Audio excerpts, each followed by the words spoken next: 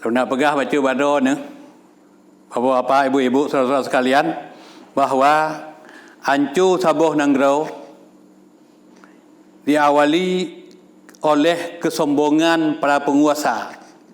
Tatkala orang yang mat Nanggro nyoka sombong berpaling daripada agama, berpaling daripada syariat, nyo bukti bahawa entuk Nanggro-nya akan hancur. Jadi biar udahnya ni fikir lidro ni huban hancur Nanggro-nya, ekonomi hanali stabil, pencarian masyarakat tidak lagi menguntungkan, menyobrakan udang geminta peng, menumpak peng tertuh di bawah curah, udahnya 20 di bawah payah, ni fikir idronya kondisi ekonomi hanali stabil, nyom dalih corona. Corona ubudhatnya mbak Allah. Tapi tatkala para penguasa Nanggro ka berpaling daripada hukum Allah, nyo penyebab bencana. Nanti kalian lihat, terang duduk dan buka surat Bani Israel ayat yang ke-16. Kepada Allah Subhanahu wa taala, wa idza aradna an nuhlika qaryah, apabila Allah guna pancur Sabah Nanggro, maka di Allah Subhanahu wa taala amarna mutrafiha, Allah geperintahkan ke urang mat Nanggro, Allah geperintahkan kepada penguasa yang mengatur kerajaan untuk taat kepada Allah, untuk taat dengan hukum Allah, untuk taat dengan syariat. Tapi apa yang terjadi tatkala Allah perintahkan disambut oleh penguasa dengan berpaling daripada syariat, fafasaqu fiha, mereka fasik kepada Allah. Fasik adalah orang yang mengakui sesuatu itu bagus, tapi tatkala diperintahkan kepada mereka untuk mengamalkannya, mereka berpaling. Karena mereka fasik dengan syariat, maka apa yang diberi Allah Subhanahu wa taala, fahaqa alaihal qaul, maka pantas hati mereka, hati udunyan gebi adab di Allah Subhanahu wa taala. Pada marnaha tatmira, maka Nanggro bak tinggai udunyan gepancur di Allah dengan sehancur-hancurnya. Maka berhati-hatilah saudara-saudara sekalian. Hendaklah tatkala diperintahkan di Allah Subhanahu wa taala hana jawaban lain bagi kaum muslimin kecuali sami'na wa ata'na, lung dengar dan lung taat. Jadi tatkala gedengar getaat kan dengar berpaling. Jadi mudah-mudahan akan gebi rahmat di Allah Subhanahu wa taala. Saudara-saudara kaum muslimin, bapa-bapa dan ibu-ibu sekalian yang hadir dalam pertemuan malamnya, nyo nak pegah badro ni. Sabah contoh. Nyo ni cok hikmah, baik ni cok jalan cerita.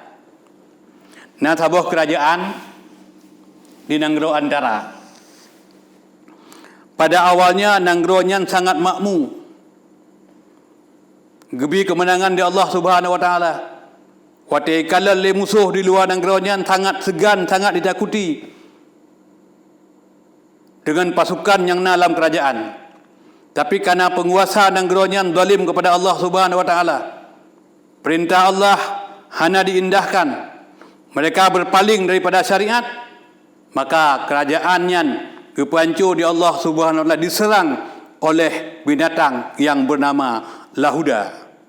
Ipa binatang Lahuda mupluh-pluh boh. Iba bencana sehingga urang-urang pada mati. Maka yang tinggal buat watenyan Sabah istana, Siro raja, Siro permaisuri dan Siro putri raja. Dan napadum-padum drotu pengawal.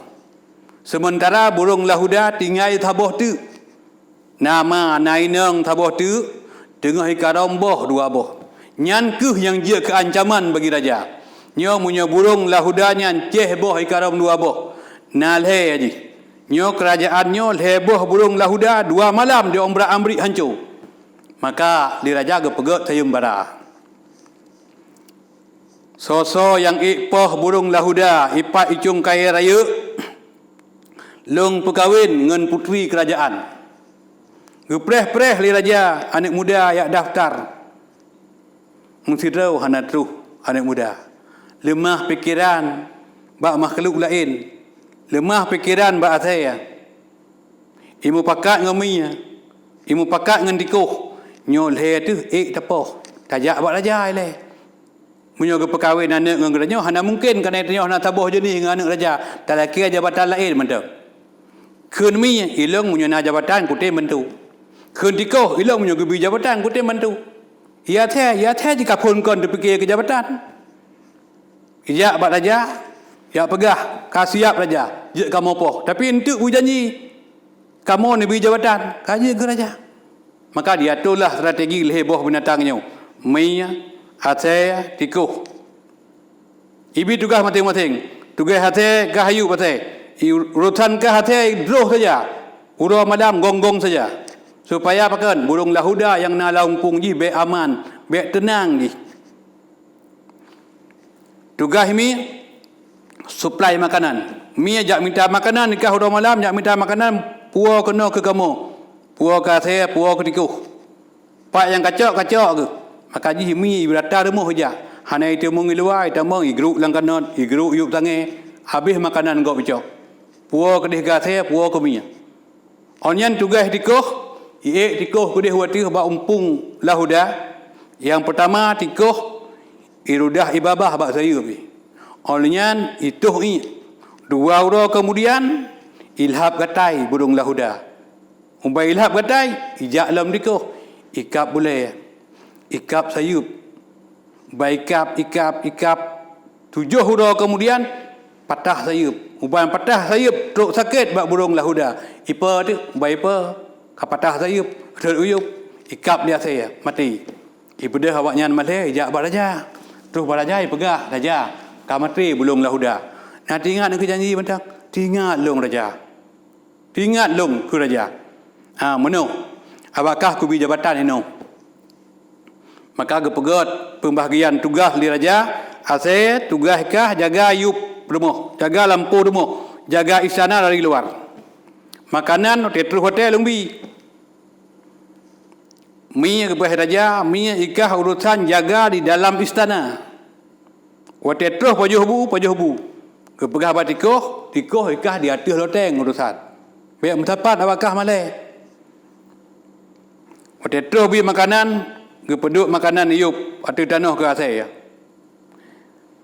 kemi hotel kepajuh makanan ro raja dengan putri kerajaan dengan permaisuri gebuh kemi samping ikala lihat saya senang tatkah lam rumah pajuh bu segeng raja gebuh lang pingan li raja ke bu ngangkah hantabi jabatan gebi raja padahal rojih perjuangan sama-sama katanya nyo ingat beh mulai uronyo long dendam kekah dan menyumpa long ngangkah kupoh ke maka sampai uronyo mi ngate mu pakai gara-gara berdebut jabatan raja hantabi raya ikala le mi watu senang dah tikuh ya tu loteng ka grup tira kenan ilong payuk ikah tenang hana terganggu ingin le yimi ke watu ikun le mi nyokah menyo kutumeng ku pawe ke maka sampai uranyo mi dendam ikut tikuh gara-gara paken gara-gara jabatan hana birayu nafsu hana tru maka ji perjuangan yang hana dilandasi dengan ketulusan